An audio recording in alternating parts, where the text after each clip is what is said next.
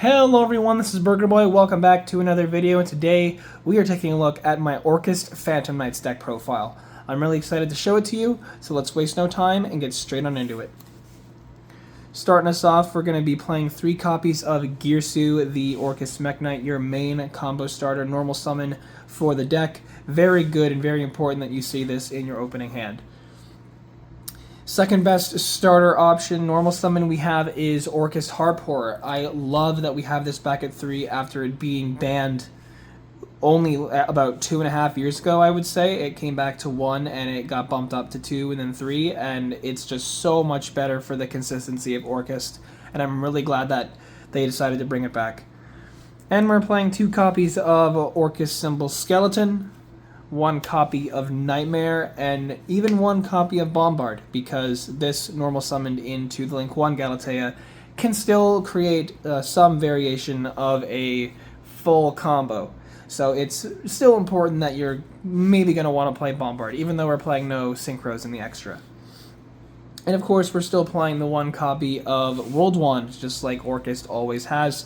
Really good to be able to play this to summon a banished Orcust monster, help get materials back, and also it might be able to summon your World Legacy World Crown from hand, but this will be most of the time added off the effect of your Galatea Link 1.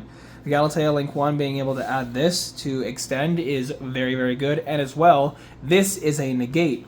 So if maybe this is, for whatever reason, still in your hand, and you manage to get World Wand engrave on your opponent's turn, summon this card from your hand off of World Wand's effect to any zone on the field, and be able to negate a monster summon from the extra deck. But if you've summoned it, you have to summon it.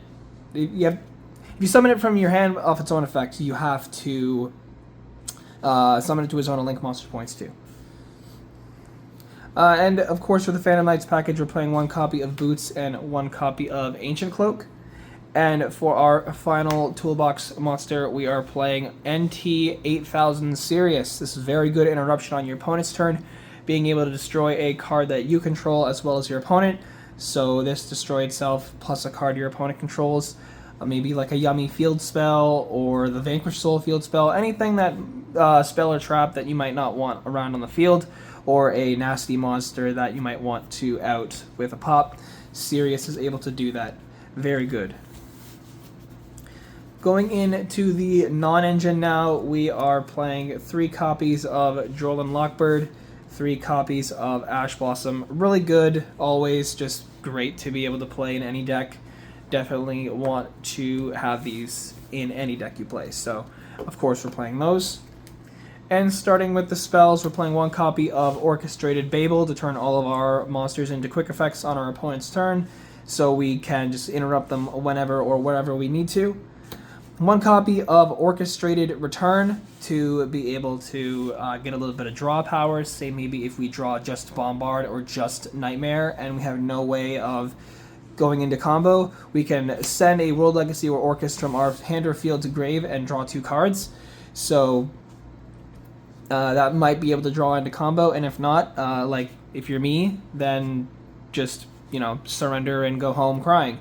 For the 3rd spell here, we're playing World Legacy Succession. It's very good, and this is actually searchable, other than Thrust and Talents, which you'll see later.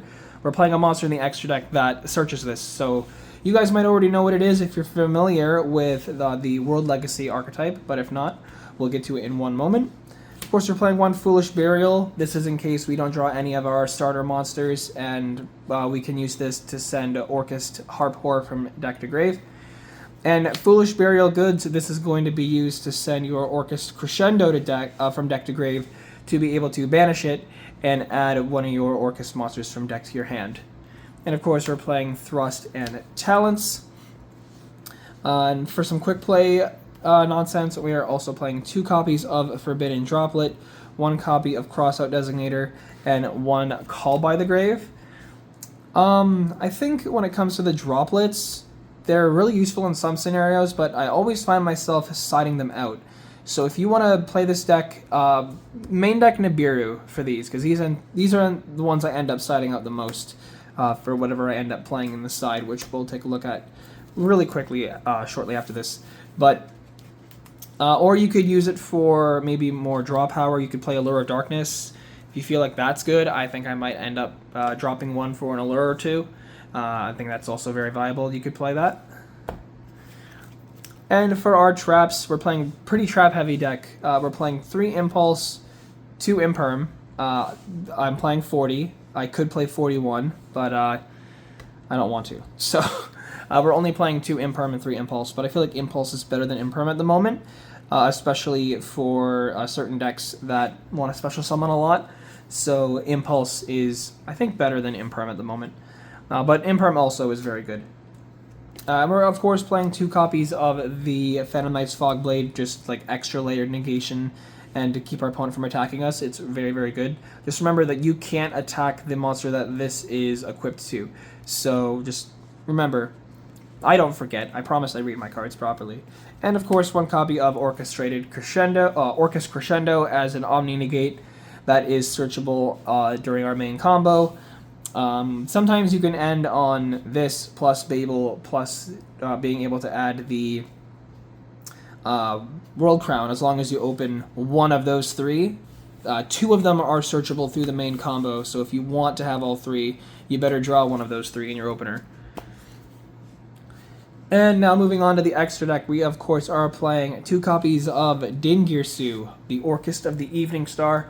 Really, really good card at being able to protect cards on your field by attaching material, and also being able to summon itself on top of any Orcust Link monster except the Link 1, which is a stipulation on the Link 1, not Dingirsu stuff. He was printed years before Galatea I was.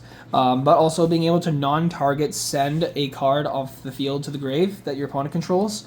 Really, really good. And there's an interaction between him and the Phantom Knights Rusty Bardish, which we'll talk about in just a second here. Speaking of the Galatea, we're playing 2 copies of the Link 1. 2 copies I feel is really, really good, even though she can revive herself, but you can play one of her. When, and I'm saying when because I know it could very well happen, when Nightmare Mermaid comes back off the ban list, you can drop one of these for the Mermaid, because your Galatea I effectively is an in-archetype Orcust version of Nightmare Mermaid, but Nightmare Mermaid bridges into Orcust anyway because of it summons a Nightmare from deck, which is the Orcust Nightmare. So I really want to be able to play Nightmare Mermaid in this deck, so please, Konami, let him off the ban list. Let her off the ban list. Of course, we're playing 2 copies of the Link 2 Galatea. Some people might find this redundant that I'm playing 2 each of both Galateas, and to that I say, being able to make the second to get Link materials off the field is super, super good.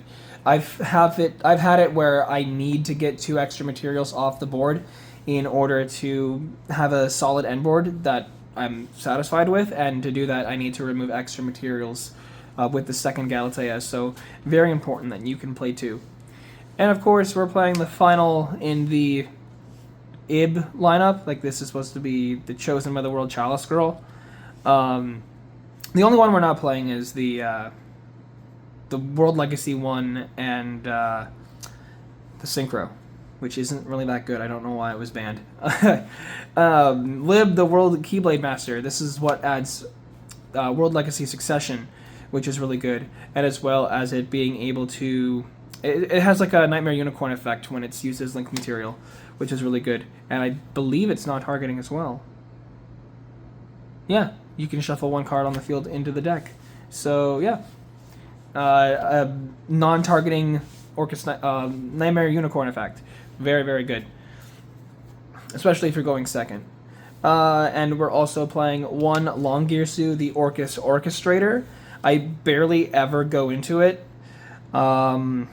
I don't know what I would drop for it, though.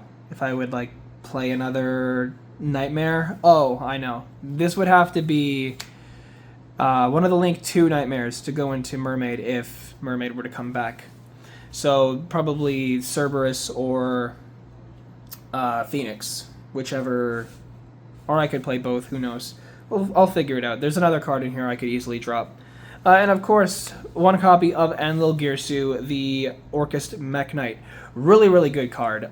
This guy is a permanent Snatch Steal, which is really crazy.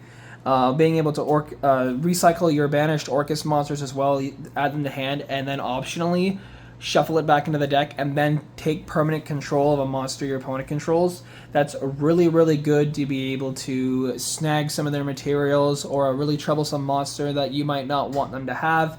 So it's very, very good that this card that has this effect, to snag a monster and also to recycle your materials. And a ruling I found out recently, which works whichever way for some reason, its effect where during, it's the one right here, during your main phase, if this card is in the graveyard because it was sent there from the EMZ this turn, banish this card and send a 1 card on the field to the grave. It turns out that Orcust Babel does overwrite that to be not just during your main phase. It's pretty crazy, I know, but I know it works that way in Master Duel, and I was watching a Distant Coder video, and he was delivering a ruling surrounding that interaction on Dueling Book, and somebody in his chat actually, like his chat was saying that that's how it works, and he looked it up, and apparently that's how it works. So a lot of missed opportunities I've had playing games where that could have came up. Don't forget it like or don't be unaware of that like I used to be, now that I know. And for our generic toolbox, well, we have one more engine piece. Link, we'll just get into it right now. Phantom Knights Rusty Bardish.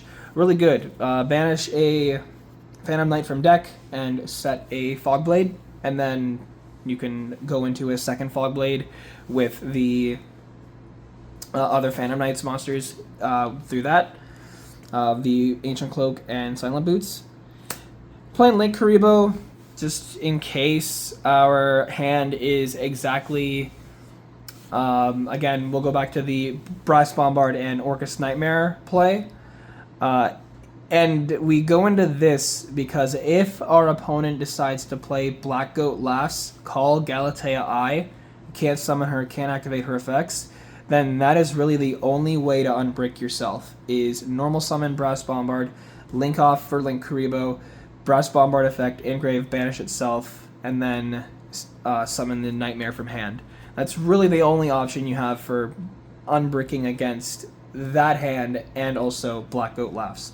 But if you don't get Black Goat Laughs, it doesn't matter. So I barely ever make Link Karibo because no one's really playing Black Goat Laughs right now. At least at my locals they're not. But I can imagine it will be much more accessible in the coming weeks because it is being reprinted in Phantom Revenge. So be on the lookout for that. I didn't mention that in my last video I just talked about it in. But this could easily be dropped, as well as the Link 3 Long Gear Sue for both Nightmares, the Phoenix and the Cerberus, and then Nightmare Mermaid. I want it. Konami, give it to me. I'm asking really nicely. We're playing one IP Masquerena. Oh, right, I forgot to mention.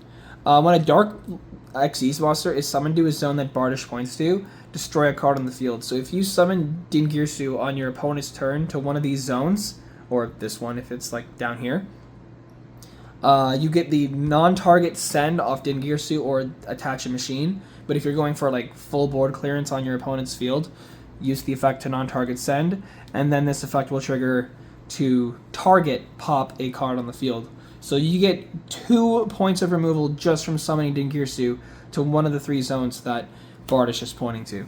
Really, really good interaction.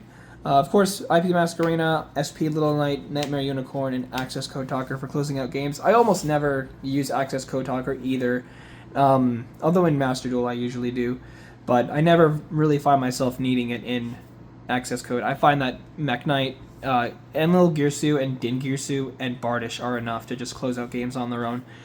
Really, really good. Alright, and quickly before we wrap up this video, we will talk about the side deck. I know in past videos I've said I'm not going to dive too much into the side deck, but it's pretty self-explanatory as to why I'm playing the cards I am.